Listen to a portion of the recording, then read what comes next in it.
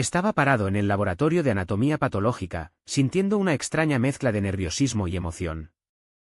Era difícil creer que después de tanto tiempo estudiar en modelos de plástico universitario, finalmente tendría contacto con un cuerpo real.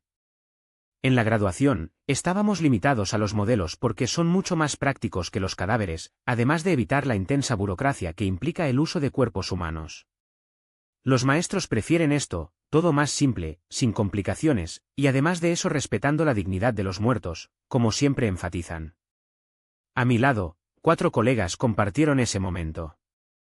Fuimos 5 seleccionados para nuestro desempeño y dedicación en las actividades prácticas de la universidad. Fue este esfuerzo lo que nos llevó allí.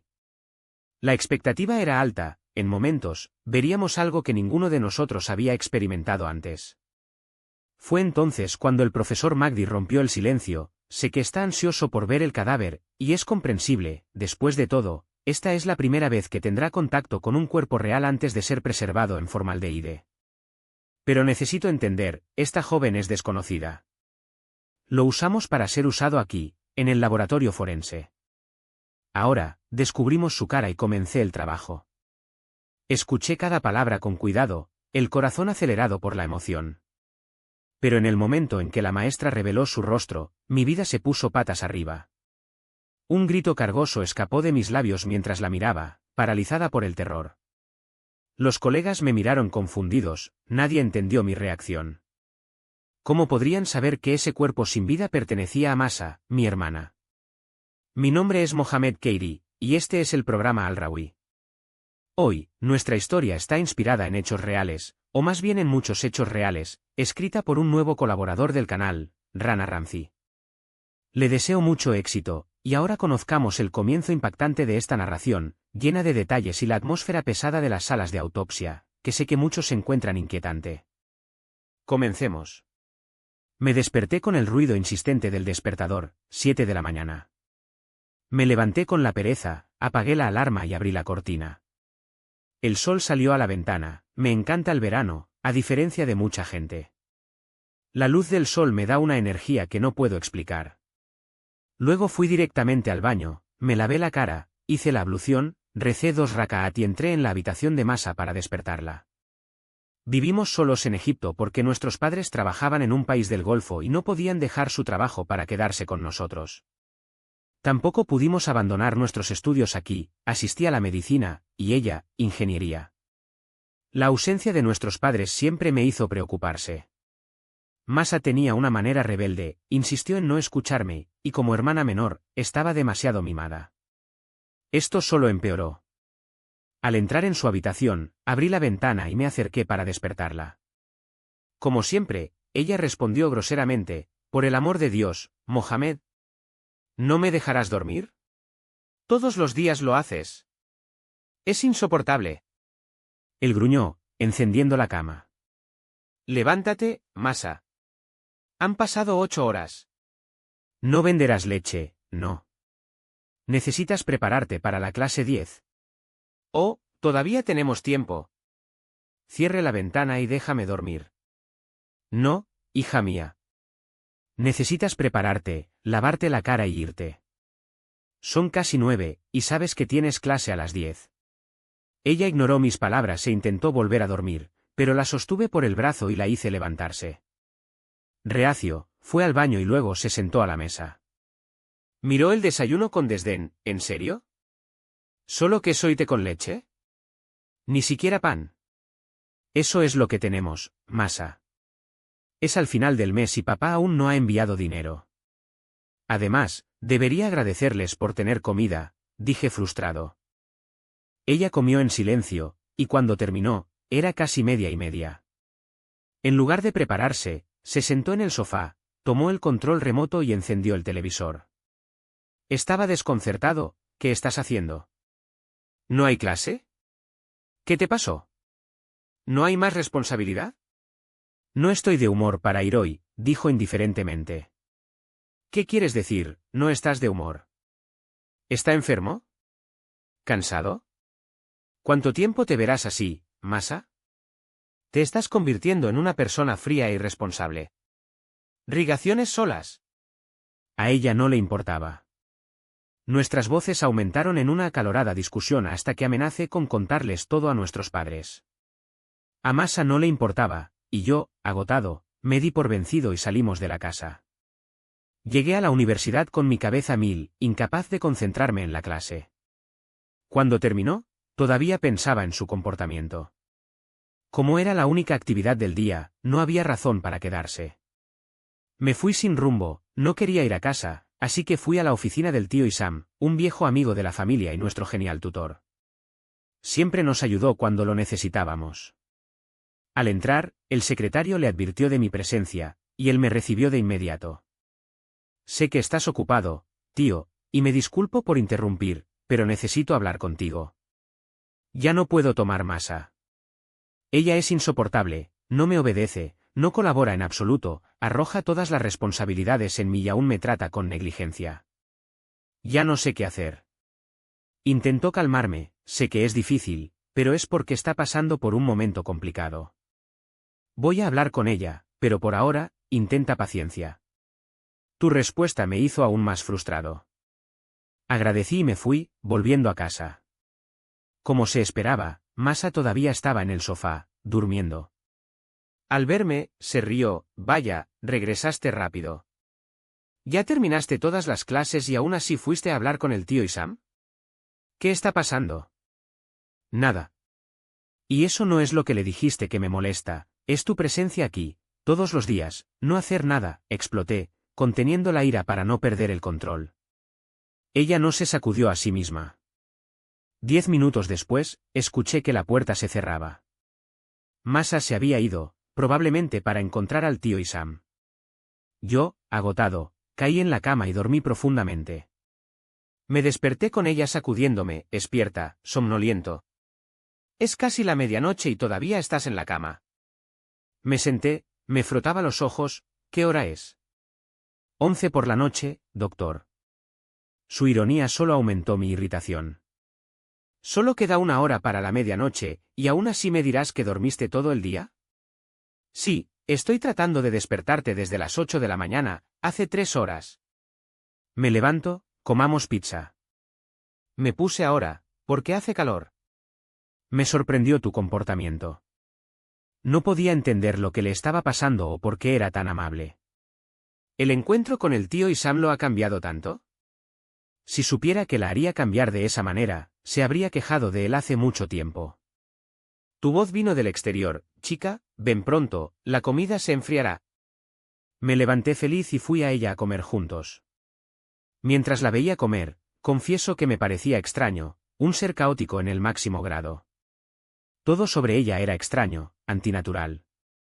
Mientras devastaba, ella cortó mis pensamientos. ¿Qué es? ¿Hay algo mal? No, nada. Estoy sorprendido por mi propio comportamiento, sacudí la cabeza de acuerdo, sin decir nada.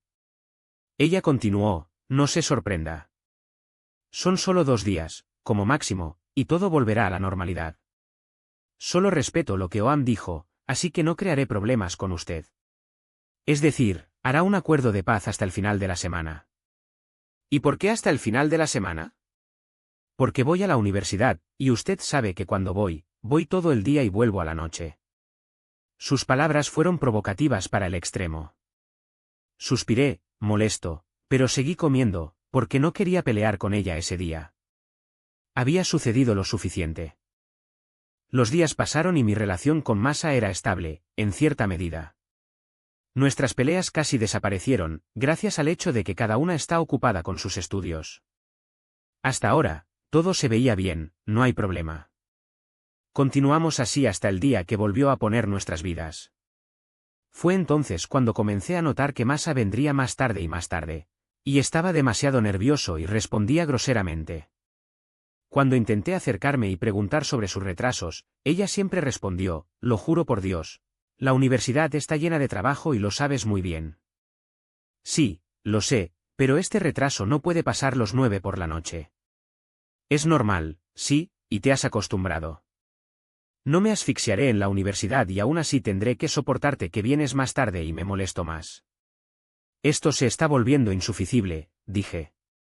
Ella dijo eso y entró en su habitación, dejándome parar, sorprendida, sin saber qué decir o hacer. Todo lo que tengo tanto. Entro en mi habitación, tomo el teléfono y empiezo a hablar con mi madre. Le conté sobre todos los comportamientos de Masa en esa etapa y como siempre, me dijo que debería comprenderla, apoyarla y detener esta actitud. De hecho, pensé que mi madre hablaría con ella y le aconsejaría con calma, pero desafortunadamente todo lo que hizo fue decirme que lo soportara y la contenga. Si Masa ya me había molestado, las palabras de mi madre me molestaron 25 veces más. Pasé toda la noche pensando y, al final, decidí que necesitaba ver a Masa. Necesitaba saber a dónde fue y qué hizo.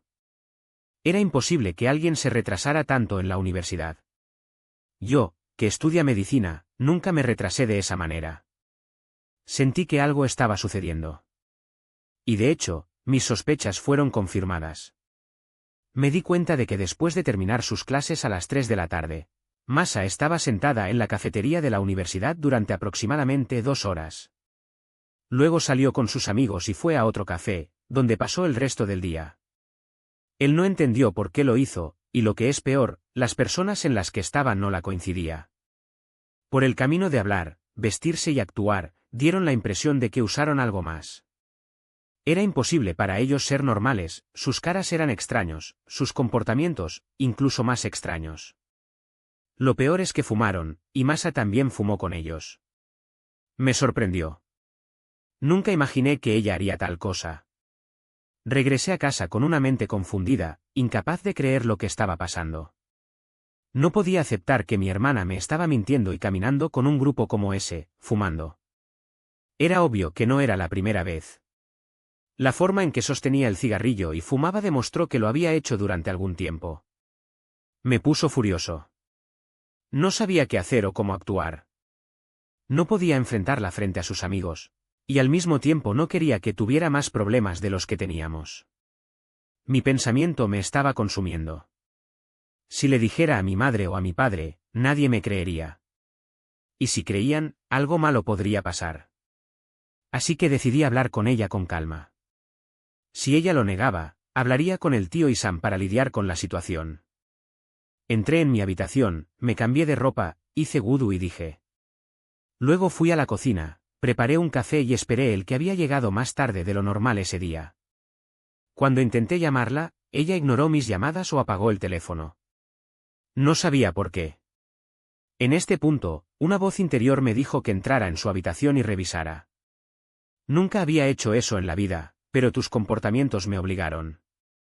Entra en la habitación y se desplegó, buscando cualquier cosa que demostrara que lo que había visto era solo una ilusión o un malentendido, que lo había hecho contra Will o era algo que pasaba. Pero el problema es que encontré 5 paquetes de cigarrillos escondidos en el armario, debajo de la ropa, por lo que no los vería. Estaba paralizado en su lugar, tan sorprendido que mi mente se negó a pensar. Todas las dudas que intenté alejarme, convenciéndome de que no eran reales, se aseguraron. Mi pensamiento fue interrumpido por el sonido del cierre de la puerta del apartamento. Unos momentos después, Masa entró en su habitación. Tan pronto como me vio, se congeló en su lugar. Me acerqué a ella. ¿Qué es esto? ¿Qué encontré en tu armario? Tomé mis paquetes de cigarrillos rápidamente de mis manos y dije, ¿y qué? ¿Me estás buscando o qué? Te sostuve el brazo y te grité en tu rostro, y también tienes ojos para ver. Te hice una pregunta y quiero una respuesta ahora. ¿Qué están haciendo estos cigarrillos en tu armario? ¿Quién crees que es? ¿Por qué crees que tienes derecho a hacerlo? Ella me miró con desafío, arrojó sus cigarrillos sobre la cama, cruzó los brazos y consiguió una postura extraña. Estos cigarrillos son míos. Sus palabras fueron provocativas para el extremo. Quería golpearla con 100 bolígrafos.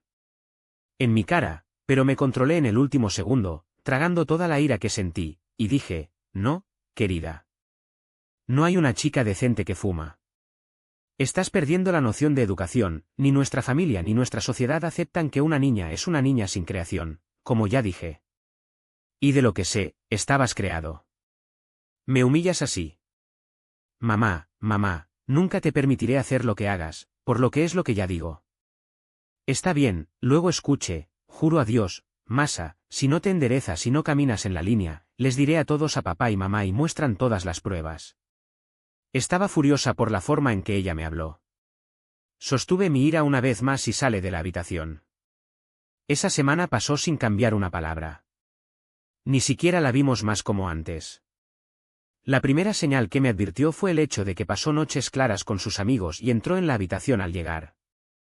La situación se estaba volviendo insostenible. Comencé a notar el cansancio extremo, la falta de concentración y ese aire ausente, como si fuera drogado o con los nervios en la piel. Fue entonces cuando me di cuenta de que ni siquiera podía levantar un frasco de agua mientras almorzábamos juntos. Pensé que era solo agotamiento para dormir poco, pero todos esos síntomas gritaron que algo andaba mal. Traté de ignorar las sospechas que crecieron dentro de mí, diciendo que no podría ser cierto. Por supuesto que no. Ella nunca llegaría a este punto, convencí. Sí, ella ya había probado cigarrillos, pero estaba absolutamente seguro de que nunca tocaría ninguna droga. Todos los días ahogaba eso fingiendo que me perseguía. Nunca imaginé que los días demostrarían que mi miedo era real. De repente, todo comenzó a cambiar. La misma chica que apenas podía sostener un frasco comenzó a transportar objetos pesados en casa con sospecha de facilidad. El cansancio y el agotamiento, una vez, dieron paso a una energía extraña. Los profundos círculos oscuros debajo de sus ojos, la palidez aguda, todo esto solo confirmó que había algo muy mal. Y luego vino la desaparición de dinero, joyas y objetos de valor de la casa, sin previo aviso. Era la gota de agua. Para recibir la pregunta de una vez por todas, decidí tomar una prueba en masa sin su sospecha. Pensé mucho en cómo obtener una muestra de ella sin levantar sospechas, porque si se diera cuenta, nunca tendría otra oportunidad. Hasta finalmente, encontré la solución perfecta. Me tomé un momento en que estuviéramos juntos y dije: Mía, sé que hemos estado peleando mucho últimamente, y también sé que no tengo derecho a pedirlo, pero realmente necesito tu ayuda. ¿Puedes dejar nuestras diferencias por un momento y ayudarme? Ella me miró con extrañeza y preguntó: ¿Ayuda cómo? No entendí. Participo en varias actividades universitarias, como saben, y una de ellas es el banco de donaciones de sangre. Necesito reclutar a 5 personas para donar, pero hasta ahora solo obtuve 3. ¿Podrías venir conmigo y donar también? Por supuesto. Ella respondió rápidamente. Sabes muy bien que tengo asma y tomo medicamentos. No creo que pueda. La dosis que tomas es muy baja, no interferirá con nada, argumenté. Además, primero harán un recuento de sangre. Si tiene anemia, no podrá donar. Y que yo sepa, su tipo de sangre es raro. Si donaste, solo cumpliría con el objetivo. Me miró con sospecha, pero el mareo y las náuseas que sintió en ese momento la hizo ceder. Me quedé despierto por ella toda la noche, porque su estado estaba preocupado. Ella insistió en que estaba bien, que esos síntomas no eran nada, solo cansancio de los estudios. Pero sabía que no era normal. Al día siguiente, me cambié de ropa y la llevé a la universidad. Ya había combinado todo con los médicos allí, explicando que necesitaba una muestra de sangre de un pariente cercano sin que ella lo supiera. Aceptaron mi pedido. Una vez allí, me acerqué a Masa y dije: Mira, no podemos usar tu nombre real, porque no quiero involucrar a la familia. Elegamos un nombre falso para ti. Antes de donar la sangre, necesitarán una muestra para verificar si tiene anemia. Ella sacudió la cabeza, débil, sin decir nada, y extendió su brazo. Cerré los ojos por un momento mientras quitaba la sangre, colocando la muestra en el tubo. Cuando terminé, la miré y dije: Desafortunadamente, no será posible donar. Su recuento de sangre muestra anemia severa. Su nivel es 9, necesita vitaminas y hierro con urgencia. Ella me miró con una sonrisa irónica, como si hubiera descubierto mi trampa. La señal más grande de que me había desenmascarado fue cuando se levantó. Me miró con superioridad y se fue sin decir una palabra. Estaba paralizado, con 1000 pensamientos en la cabeza. Tomé la muestra al laboratorio más cercano, pidiendo el resultado con urgencia. Esperé un día entero, consumido por la ansiedad. El miedo y la incertidumbre me torturaron. ¿Qué pasa si el examen es positivo? ¿Cómo reaccionaré? Finalmente, la enfermera me llamó y entregó el resultado. Mis manos temblaron cuando se abrió el sobre.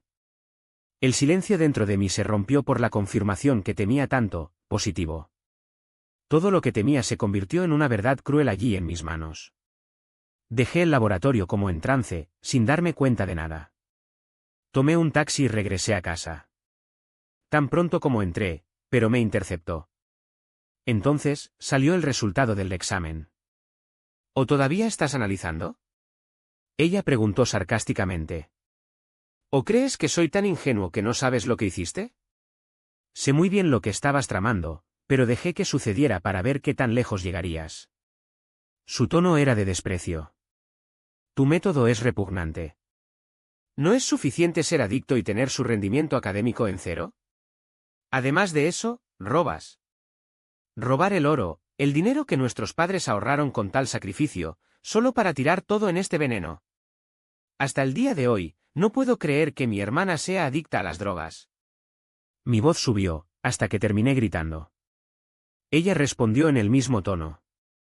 Sí, te decepcioné. Soy adicto, robo y gasto todo en drogas. Pero no tienes nada que ver con mi vida. Esta es mi vida, y soy libre de hacerlo como lo entiendo bien. No es tu cuenta. Sus palabras eran como un cuchillo. Perdí el control. La golpeé, maldita, la eché de su casa. Lancé su ropa y pertenece a las escaleras. Tomé todo el dinero que tenía con ella e incluso las llaves del apartamento. No podía soportarlo más. Si ella se quedara allí por otro segundo, podría matarla. Cerré la puerta y me lloré. Mi mente era el caos. ¿Qué hacer? Si le dijera a mi padre o a mi madre, nadie me creería. Si hablara con su tío Ixa, no tomaría ninguna actitud, todos lo amaban, y no importa cuánto de su error, nadie la enfrentaría por la enfermedad.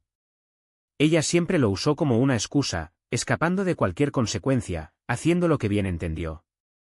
Pasé horas pensando hasta que decidí que no diría nada a nadie. Nadie me creería, dirían que el examen era falso.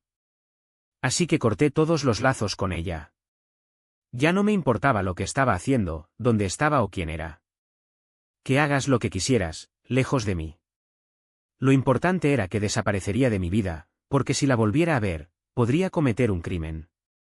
Pero mi ira y mi dolor me cegaron. Ese impulso me perseguiría por el resto de mi vida. Pasaron 2 meses sin que yo supiera nada sobre Masa. Sabía que probablemente estaba con cualquiera de esos amigos, pero todo lo que me importaba en ese momento eran mis estudios.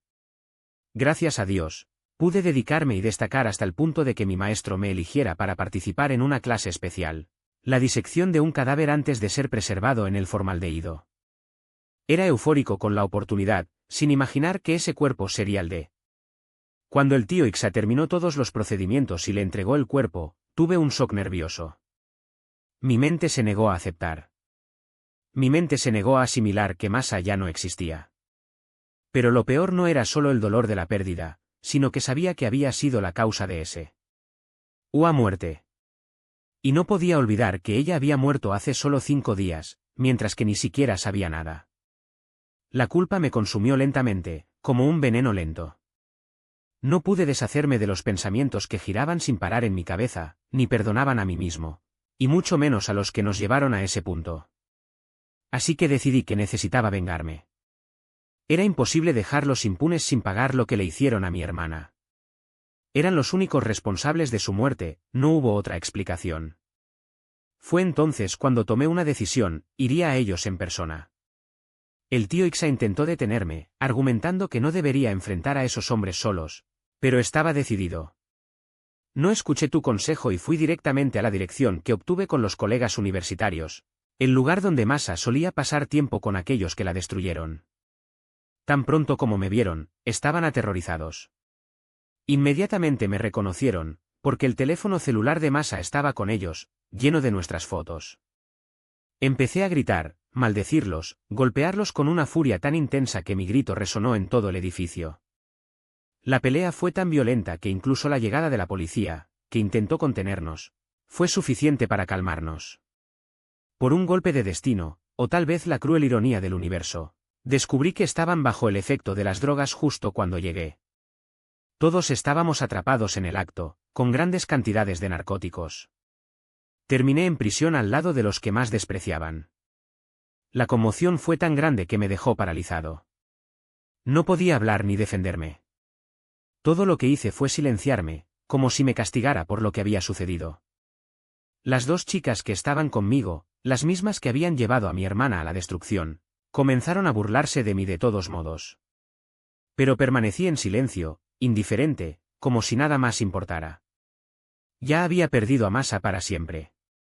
Y ahora, además, fui arrestado, acusado de tráfico de drogas, una mancha que destruiría mi futuro. Incluso si me fuera, mi reputación se arruinaría, y mi carrera médica terminó.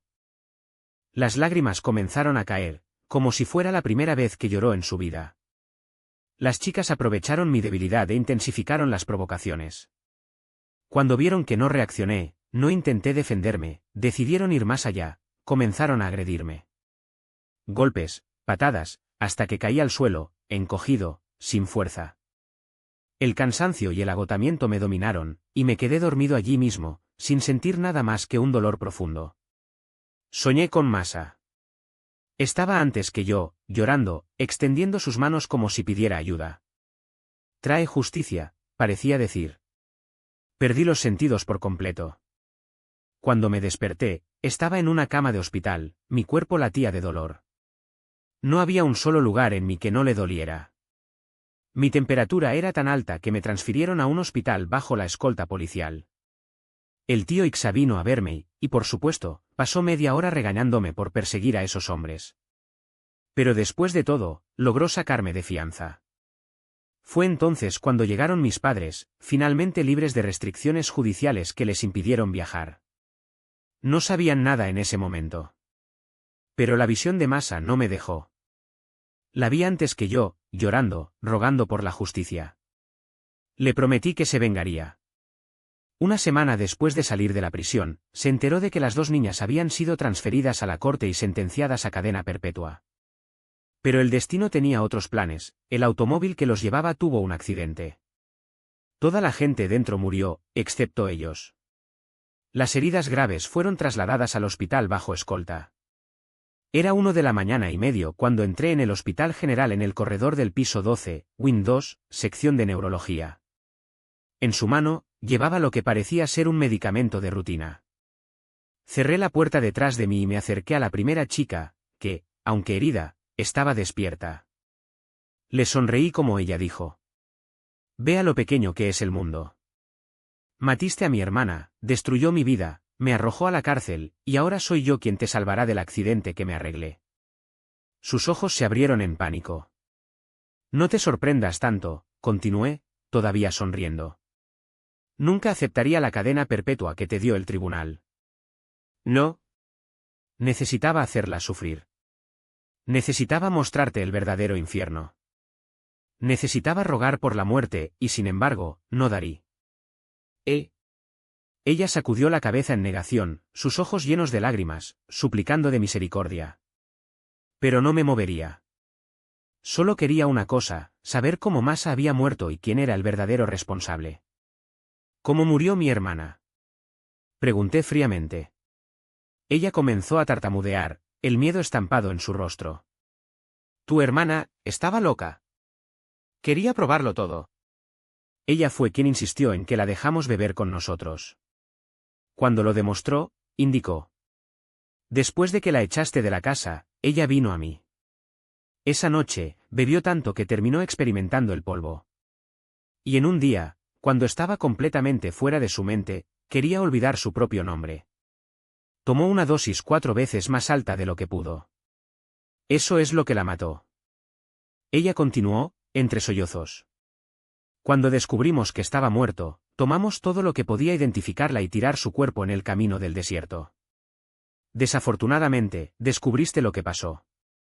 Al escuchar eso, sentí que la sangre hierve. Con puro odio, inyecté el contenido de la jeringa que llevaba a su suero. Repetí el proceso con la segunda chica antes de partir. La sustancia que utilicé fue un veneno de acción rápida que se propagó durante los segundos, paralizando por completo el cuerpo. No podían moverse o pedir ayuda. En ese momento, nada más importaba que vengar Masha. Lo que me dio coraje fue la ausencia de cámaras en las habitaciones y el hecho de que el guardia de la puerta estaba durmiendo. Además, ni siquiera era un médico formado, todavía era solo un estudiante. Nadie sabría que había entrado allí, y mucho menos que hubiera yo que los hubiera matado. Hoy, finalmente, puedo dormir con un poco de paz.